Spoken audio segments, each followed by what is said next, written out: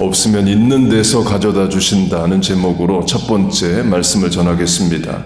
없으면 있는 데서 가져다 주신다는 어제 강조한 로마서 4장에 없는 것을 있는 것으로 부르시는 하나님을 이제 바꿔 표현하는 겁니다.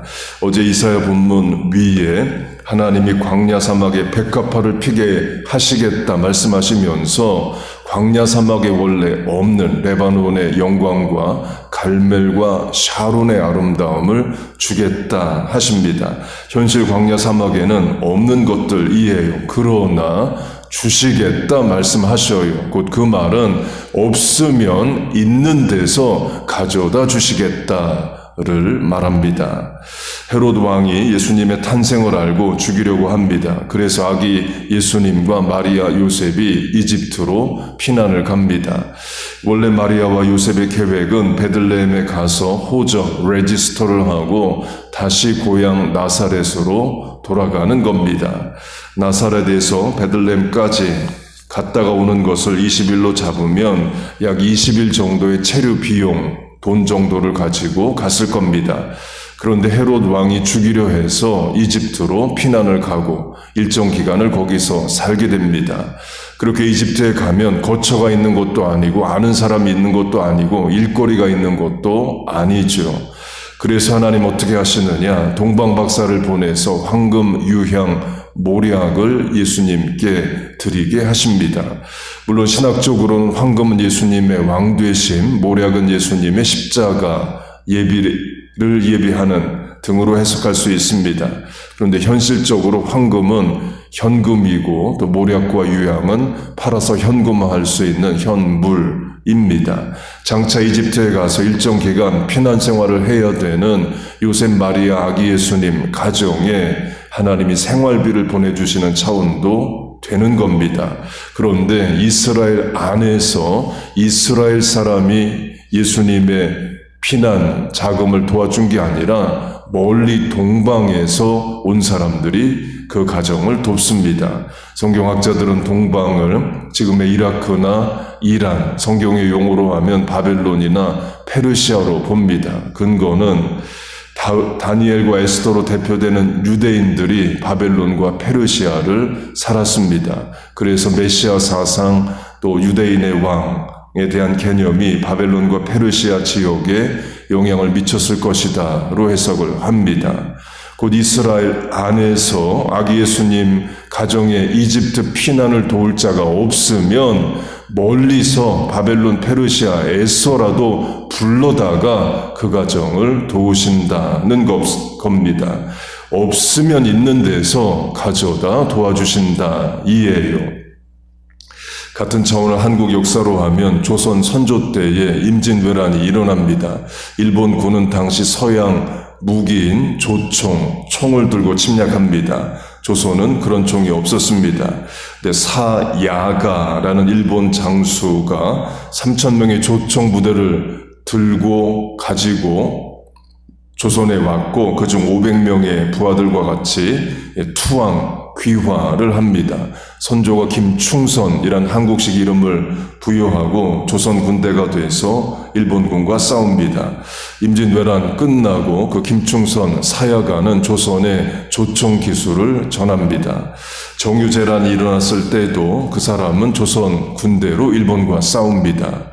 있을 수 없는 일, 상상 못할 일이 일어나는 거죠. 원수 국가의 장수가 병력과 신무기를 가지고 투항을 합니다. 없으면 있는 데서 가져다 주신다와 연결이 되죠. 역시 같은 차원을 다윗으로 하면 사울 왕이 다윗을 미워하여 죽이려 합니다. 하나님 어떻게 하시느냐? 원수의 자녀가 다윗을 돕게 하십니다. 사울 왕의 딸이 다윗을 살려내고 사울의 아들 요나단이 다윗의 절친이 됩니다. 모세도 마찬가지입니다. 3개월 갓난아기 모세가 나일 강물을 떠내려 갑니다. 이집트 왕이 히브리인이 아들을 낳으면 죽이라 했기 때문에 그래요. 그럼 하나님 어떻게 도우시느냐? 원수의 자녀가 모세를 돕습니다. 이집트 왕의 딸 공주가 모세를 살려내고 양자로 삼아요. 공주의 양자가 되었으니 누가 아기 모세를 해야겠어요. 곧 다윗을 모세를 도울 사람이 없으면 하나님은 원수의 자녀라도 불러서 성도를 도우십니다. 원래 광야 사막에는 레바논의 영광과 갈멜과 샤론의 아름다움이 없습니다. 그러면 하나님은 가져다 옮겨 놓으신다는 거예요. 하나님의 가능성, 전능하심을 말합니다. 없는 것을 있는 것으로 부르시면 있게 되는 하나님, 없으면 있는 데서 가져다 주시는 하나님을 말합니다. 올 한 해 그런 역사가 있기를 축복합니다. 또 지난 세월 뒤돌아보면 그런 은혜의 역사가 분명히 있었습니다. 그 사람 캘리포니아 사는데 왜 뉴저지에 와서 나를 돕지? 왜 아무 연고도 없는 사람이 내게 그런 인생의 기회를 줬지로 대표되는 없는 건데 하나님이 가져다 주시는 은혜와 역사가 분명히 있었습니다. 또한 앞으로도 있을 줄로 믿습니다. 그런 하나님의 도우심을 깨달으려면 먼저 기도를 해야 되는 차원이 있습니다. 기도를 안 했는데 하나님이 도와주시면 우연으로 알고 또는 내가 잘나서 된 줄로 알 수 있습니다. 기도를 해야 하나님의 손길도 도움도 도울 사람도 깨닫게 됩니다. 기도해야 하나님이 도우신다. 기도를 안 하면 우연으로 알고 내가 잘해서 된 줄로 안다를 제 개인 경험으로 하면요.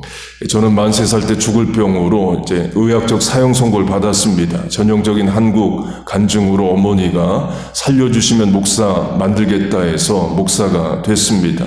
어릴 때부터 목사 돼야 된다는 소리를 듣고 컸습니다. 그러니까 좋게 들었고 또 목사가 되기 위해서 성장을 했습니다. 한국의 국민의 4대 의무 중 하나로 국방의 의무라는 게 있습니다. 남자, 여자 모두에게 있습니다. 그런데 병역의 의무는 남자에게만 있어요. 지금의 이스라엘은 여자에게도 병역의 의무가 있어서 여자도 일정 기간 군대에 가죠. 한국은 여자는 국방의 의무는 있는데 병역의 의무는 없고 남자는 병역의 의무가 있고 해서 저는 목사가 돼야 되는데 병역의 의무 때문에 이제 군대에 가야 했습니다. 그러니까 이왕 가는 거 적극적으로 가자 해서 ROTC 보병 장교를 했고 북한이 보이는 휴전선 근무를 했습니다. 휴전선 근무에 어려운 점들이 많았습니다. 첫째는 늘 가슴에 수류탄 2발, 총알 72발, 또 총을 들고 하루 종일 있었습니다. 총기 사고의 위험이 늘 있어요. 그래서 저도 소대원들도 무사히 제대하게 하소서가 큰 기도 제목이었습니다. 둘째는 부대 배치를 받으면서 장래 직업과 같은 것을 적어낼 때 이제 목사라고 적었습니다. 그랬더니 중대장이 관심병사, 또 문제병사, 고아원 출신 이런 어려운 병사들을 다 제게 보내주는 거예요. 나도 힘든데 또 힘든 인원들을 또 받게 됐습니다. 그 인원들 총 들고 타령하지 않게 하소서 또 매일 기도했습니다. 셋째는 낮에는 자고 밤에 깨어서 근무서는 그 피곤함이 있었습니다. 넷째는 내가 목사가 되어야 되는데 주일 예배를 드릴 수가 없는 거예요. 휴전선에는 주일도 설날도 추석도 크리스마스도 없습니다. 매일이 똑같은 일상이었습니다. 그렇게 1년 정도 휴전선에서 근무하고 이제 피바라는 이제 휴전선 바로 뒤에 부대로 나왔습니다. 역시 주일 예배를 못 드립니다. 근처에 교회도 없고 주일이라고 나갈 수도 없어요. 그렇게 예배를 못 드렸습니다. 그래서 기도를 했습니다. 주일 예배를 드릴 수 있게 해주세요. 그러나 현실적으로는 불가능한 겁니다. 그래도 계속 기도하고 또 소원을 품고 구체적으로 기도를 했습니다. 교회가 있는 상급 부대로 바꿔주세요. 중령이 있는 대대에는 교회가 없습니다. 대령이 있는 연대급에 가야 교회가 있고 장군들 있는 사단급에 가야 군대 교회가 있습니다. 근데 저는 단기 복무기 때문에 부대 이동 자체가 없어요. 원래 ROTC는 소대장 요원 양성기관이기 때문에 한번 부대에 가면 거기서 있다가 제대를 했습니다. 상급 부대로 가는 인원은 6사나 3사나 5년, 10년 장기 복무하는 인원들이 대대 참모나 연대 참모로 같습니다. 곧 저는 상급 부대로 갈 일이 없어요. 그러나 계속 기도했습니다. 하나님, 주일에 예배 드릴 수 있도록 교회가 있는 상급 부대로 옮겨주세요.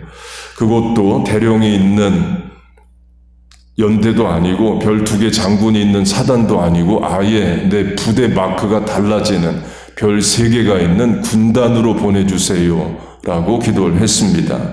당시 제가 상상할 수 있는 가장 큰 부대였습니다. 그 위에 군사령부가 있었지만 그때는 그걸 또 몰랐고 군단이 제게는 가장 큰 부대였습니다.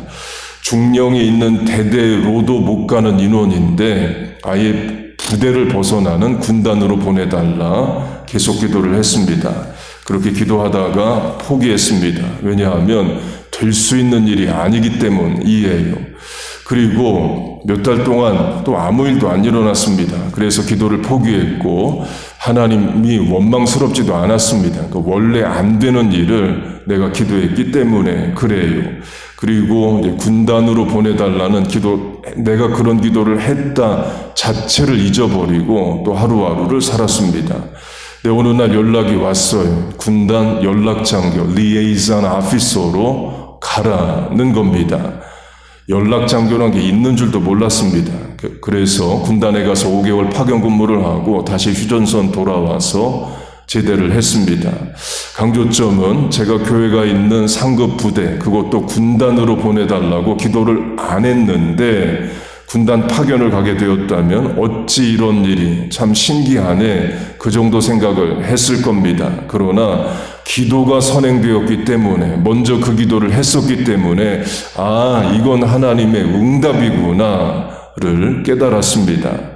물론 모든 기도가 다 응답되는 건 아닙니다. 강조점은 우리는 우리가 해야 할 일을 한다는 거예요. 그건 기도입니다. 우리는 기도하고 하나님은 하나님의 판단으로 응답하시고 도와주시는 거예요. 곧 없으면 있는 데서 하나님이 가져다 주시는데 그걸 먼저 소망하고 기도하자는 거예요. 우리 다 결핍 가운데 살아갑니다. 어떤 인생이 다 채워져서 살겠어요. 부족하고 모자라지만 또 그래서 하나님 의지하고 기도할 수 있어서 살아가는 겁니다. 그렇게 기도해야 하나님의 도우심이 이건 하나님이 하셨구나를 깨닫고 감사하게 됩니다. 연초 1월에 많이 기도하세요. 지난주와 이번 주에 강조한 말씀들 기억하시고 설교 들었으면 내게도 주소서, 하나님 그 말씀 그대로 이루어 주소서 소원하고 기도하세요. 광야 같은 이민 생활의 대로를 여시고 그 길 옆에 샘들을 만드시고 백화파 피게 하소서 말씀 들었으면 내 삶에 구체적으로 임하게 하소서 간구하세요. 눈물 골짜기를 지나갈 때 눈물 떨어지는 곳마다 오아시스 얻게 하소서 간구하세요. 화를 당한 연수대로 우리를 기쁘게 하소서 그 말씀 붙잡고 기도하세요. 자녀로 적용하면 자녀 때문에 속상했던 날들만큼 자녀 때문에 기쁘고 감사한 날들 오게 하소서 기도하세요. 기도하면 하나님이 도우십니다. 여러분 믿습니까? 기도하고 응답받는 한 해 되시길 축복합니다. 없는 것을 있는 것으로 부르시는 하나님, 없으면 있는 데서 가져다 주시는 하나님께서 올 한 해 여러분의 삶을 도우시고 인도하시고 은혜를 주시고 필요를 채워주시는 역사가 있기를 주의 이름으로 축복하고 축원합니다. 아멘.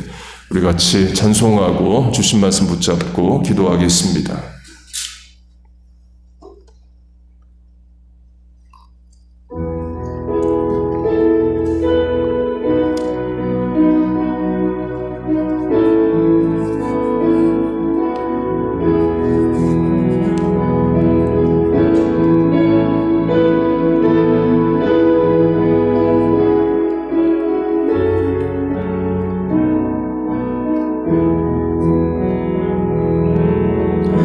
참 좋으신 주님, 귀하신 나의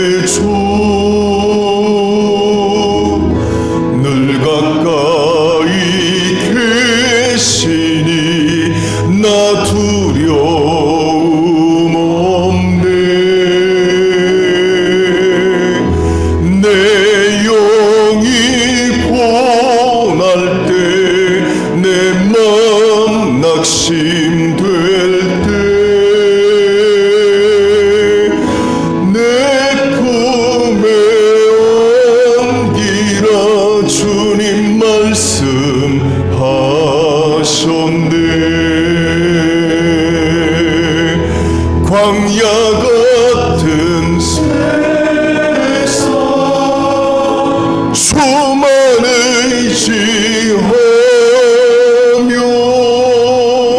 주의